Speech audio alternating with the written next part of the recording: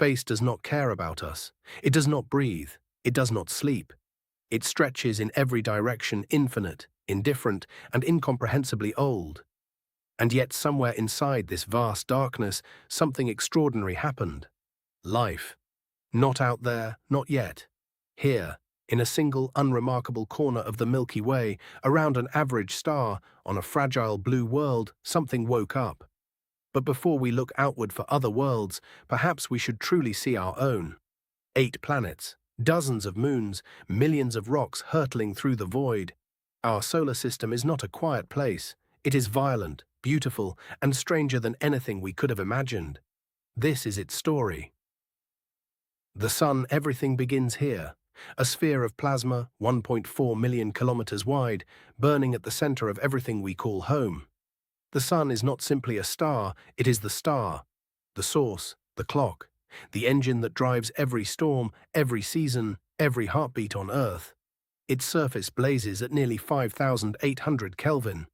But venture into its outer corona, the ghostly halo that crowns it during an eclipse, and temperatures explode past 1,000,000 degrees. No one fully understands why. That paradox has haunted scientists for decades. In 2018, humanity launched an answer: the Parker Solar Probe, a machine no larger than a car, wrapped in a heat shield designed to endure temperatures that would reduce iron to vapor. Its mission to dive into the corona itself, to touch the Sun, and survive long enough to tell us what it found. By 2021, Parker had done the unthinkable. It crossed the threshold into the corona and flew through the very atmosphere of a star. It will go closer still. Eventually it won't come back. It will fall silently into the Sun, consumed by the thing it came to understand. Some machines are built not to last forever. They are built to know something no one else ever has.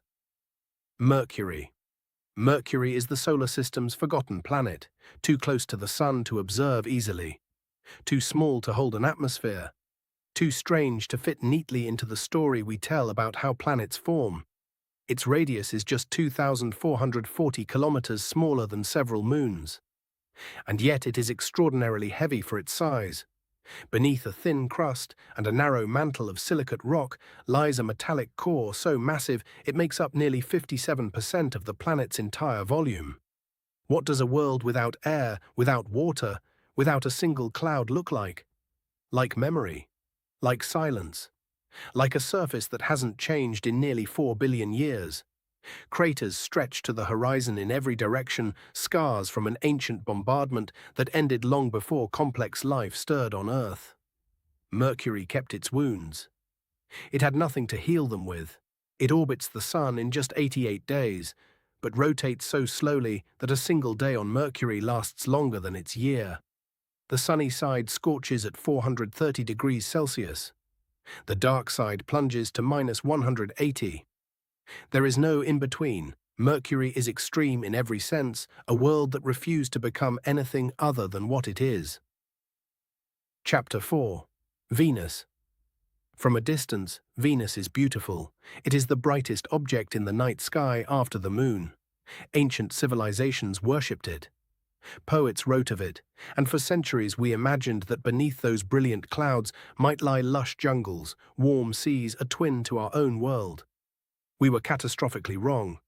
Venus is a vision of what Earth might become if everything went wrong at once. Its atmosphere is a dense, crushing blanket of carbon dioxide. Its surface pressure is 90 times that of Earth, equivalent to being a kilometer beneath the ocean. Its average temperature is 465 degrees Celsius, hot enough to melt lead, hotter even than Mercury despite being farther from the Sun. The clouds that make Venus shine so beautifully. They are made of sulfuric acid. Every probe we have ever sent to its surface has been crushed or melted within hours. The Soviet Venera landers, the only machines ever to transmit images from the Venusian surface, survived less than 2 hours before going silent. Venus does not welcome visitors. It is a greenhouse run out of control, a furnace wearing the mask of a morning star. This is where the story changes. Roughly 250 million years ago, Earth was unrecognizable. The continents were fused into one vast supercontinent. The skies were warmer, the oxygen thinner, and the creatures that walked the land were unlike anything alive today. Then the dinosaurs came. For 165 million years, they dominated. From the towering, long-necked sauropods that shook the ground beneath them, to the feathered hunters that stalked the undergrowth, this world belonged to them. Evolution ran wild experiments. Giants rose, new forms emerged, life found every possible shape. Then, 66 million years ago, a rock approximately 10 kilometers wide arrived from space at 20 kilometers per second. The impact released more energy than all the world's nuclear weapons combined, millions of times over. The sky darkened, the temperature plummeted, the food chains collapsed. In geological terms, in the blink of an eye, the age of dinosaurs was over. But something survived, small, warm-blooded, quick. Creatures that had spent millions of years hiding in the shadows of giants. In the aftermath of catastrophe, they inherited the Earth. One lineage, after tens of millions of years of evolution, would eventually look up at the sky and begin to ask questions. Chapter 6. Mars is the planet we keep returning to, not because it is hospitable, it is not. Its atmosphere is 95% carbon dioxide and barely thicker than a whisper. Temperatures average -60 degrees Celsius. Radiation from the sun bombards its surface unchecked. There are no oceans, no forests, no sound except the occasional howl of a dust storm that swallows the entire planet for months. And yet, Mars hides evidence of a different past, ancient riverbeds carved into its surface, vast dried lake beds, minerals that only form in the presence of liquid water. Billions of years ago, Mars may have been warm, wet, possibly alive. Something changed.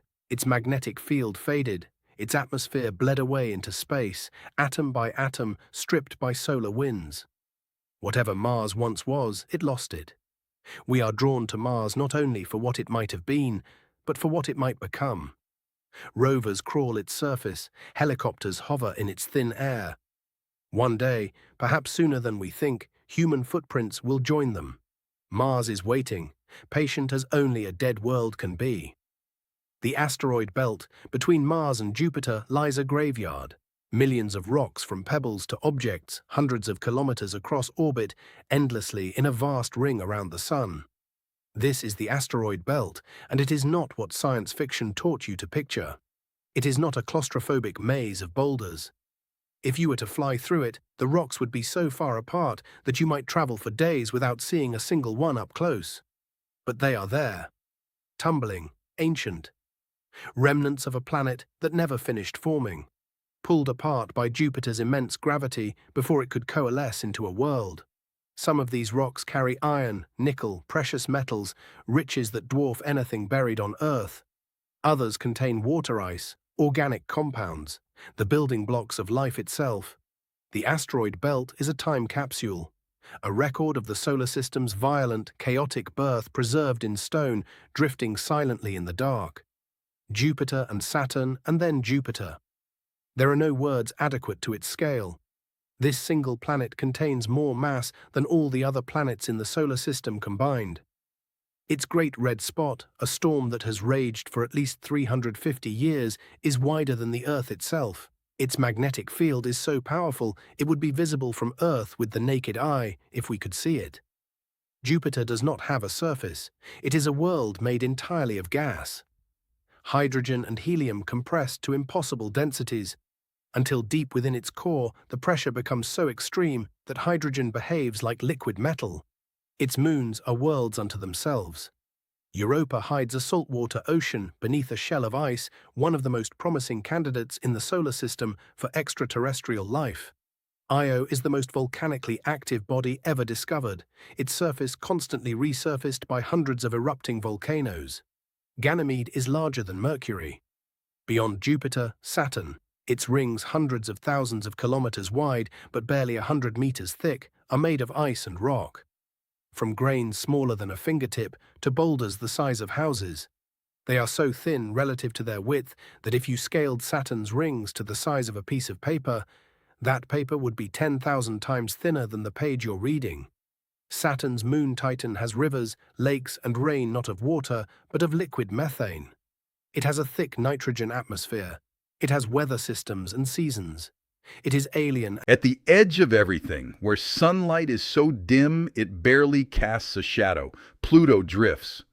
For 76 years after its discovery, we knew almost nothing about it. It was a dot, a point of light, a question mark at the outer edge of our maps. Then, in July 2015, the New Horizons probe arrived. What it found astonished everyone. Mountains of water ice rising 3,500 meters from the surface. A vast, heart-shaped plain of frozen nitrogen, smooth, impossibly smooth, as if the planet had been polished.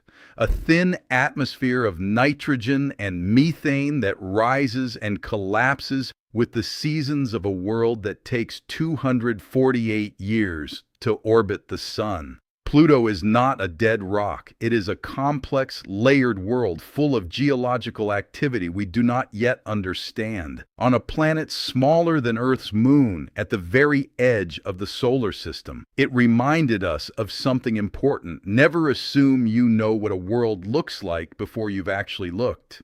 Be the Voyagers. In 1977, humanity launched two bottles into the cosmic ocean.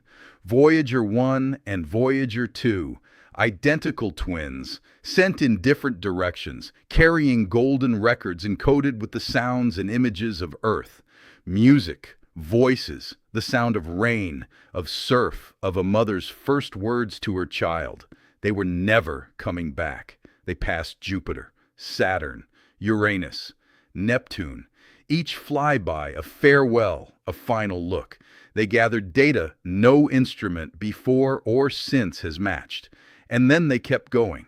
Today, Voyager 1 is the most distant human-made object in existence, more than 23 billion kilometers from the Sun, traveling at 61,000 kilometers per hour through interstellar space. It has crossed beyond the heliosphere, the bubble of solar wind that defines the edge of our solar system. It is, right now, in the space between stars. Its power is failing. Its transmissions grow weaker every year. At the speed of light, its signal takes more than 22 hours to reach us, but it is still talking, and we are still listening. Mars.